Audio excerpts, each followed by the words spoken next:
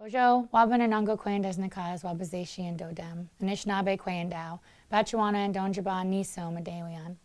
Bojo, Anin, my name is Sarain Fox, and I'm from Batchewana First Nation.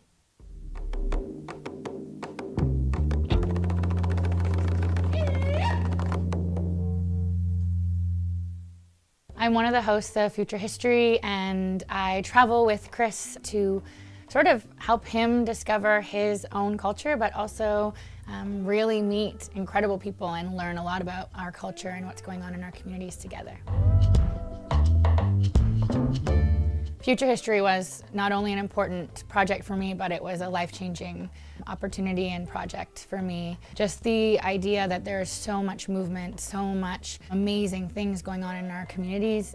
It was a really important time to be on the ground, and it was really important for me to really see how much is going on, but then to be able to amplify the voices, to be able to share that with all of our viewers. There's an epic shift going on. I think there's a lot of young people who aren't just searching anymore, they're reclaiming. And in this moment of reclamation, I think it's really important that we remember that our elders need to do that same work that a lot of our young people are doing. And in terms of government and the eyes that are looking at us, there's some real opportunities to make change that I think just, quite frankly, weren't possible, maybe even a decade ago. I think reclamation is the idea that everything you know, everything you are searching for is already inside you. And so once you trust that, then when you go and seek it from your elders, you're not relying on your elders to give you everything. You're also trusting that your ancestors have placed that in your blood. So reclamation for me is trusting that you are Indigenous enough to belong in your community and to pick up all of the things that have been taken. I think it's interesting when people ask about identity and Indigenous identity and sort of how you define it. And I think I spent a lot of time trying to define my indigeneity. And what I've come to learn is that I am Indigenous. Me breathing, me waking up every day means that I am Indigenous. But I think it's also the idea that I belong to the land. And so when I talk about what is my indigeneity, it is the land that I come from and the people that I belong to. Being Indigenous means that I have an inherent responsibility to connect and to be a part of the land. So whether that means I'm an environmentalist, whether that means I'm an activist, whether that means I'm an ally, a role model, to me, in being Indigenous means that I have an inherent responsibility to my people and my land. The idea of ownership over culture is a colonial concept. And I think as Indigenous people pre-contact, we didn't ask the question, are you allowed to belong? Do you belong? If you didn't have a clan, if your father passed away and that's how you got your clan, you weren't left without. You were adopted in and you were taken care of. So what makes you Indigenous is the people who claim you. Just having Indigenous blood doesn't make you Indigenous.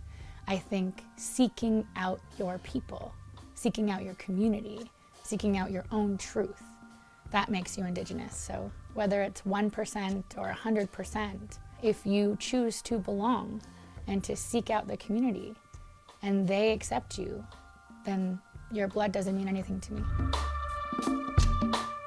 I had some very mixed feelings about people just claiming identity. I grew up sort of wondering what does make you Indigenous, and also sometimes feeling like really upset about people just claiming to be Indigenous. That's always been something really complicated and hard for me to look at. So I actually think that working with Chris and hearing his story and also really feeling his truth and the pain that was caused by him being left out, the very heavy ideologies that I maybe was carrying before the show weren't okay, because part of being an Indigenous person is kindness.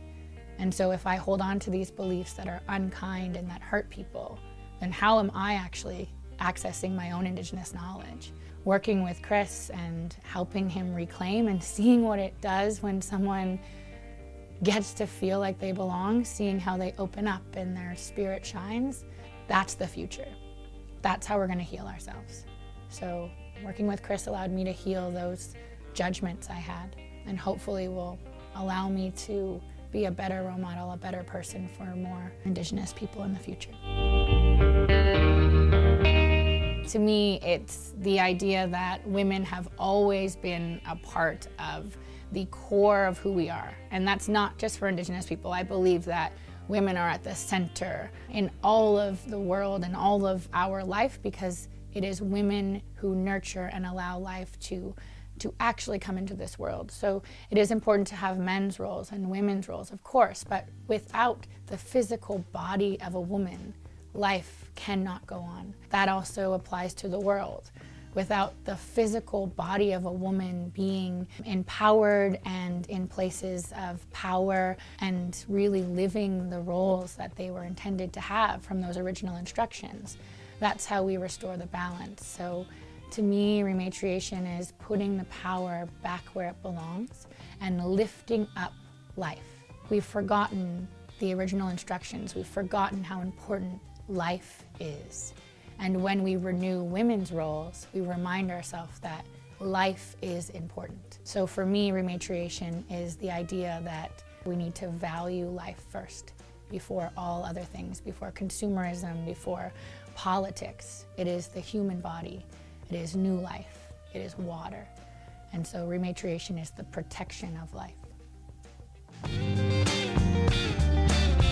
Well, I'm pretty biased because I think Indigenous knowledge is the best knowledge, but to me, Indigenous knowledge goes back to the very beginning of time. For me as an Anishinaabe person, it means that I have been given a set of original instructions that inform not only who I am, but every part of our universe. And Indigenous knowledge does not just take into account the physicality of actually learning, you know, like the brain. It's the spirit being involved in actual learning, the spirit being involved in the universe. So when I look up at the stars, I have the background to know what they are in terms of science. But when I look up at the sky, I see the Creator's thoughts.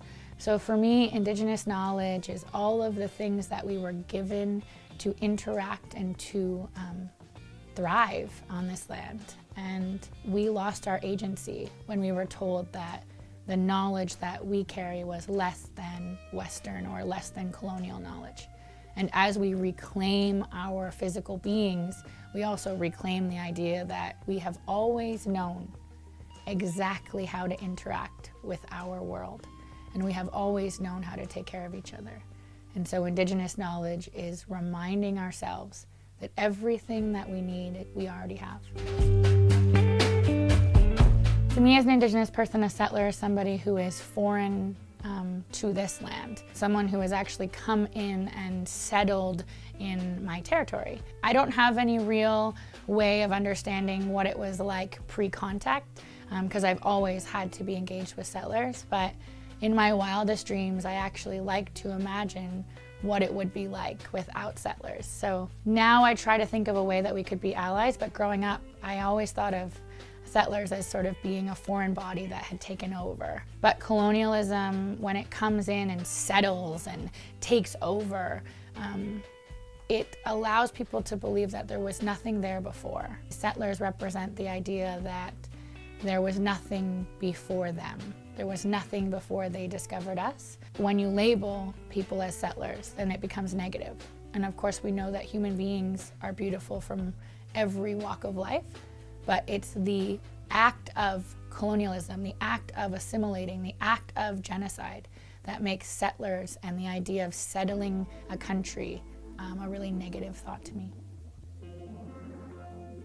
I think there's a really beautiful moment in the show where we actually talk about coexisting and whether we want to resist or coexist or be independent. I don't think that there's a way for us to go back. I have Irish blood in me. That means I have settler blood in me, so I can't even go back.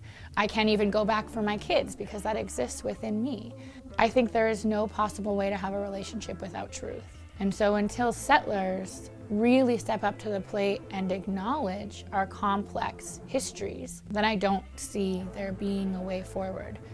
And I think as long as Indigenous people continue to do the work for settlers, we're allowing them to move forward in a way that is never going to allow them to be in a real relationship with us.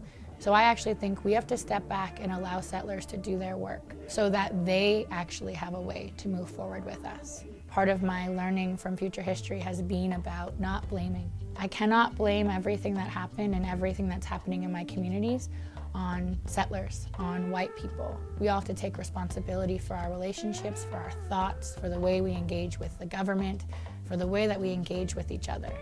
We're either human beings together or we're not. As an Indigenous person, I think I need to be able to be fully Indigenous and be okay. And I can't right now, and so I would say our relationship is still broken.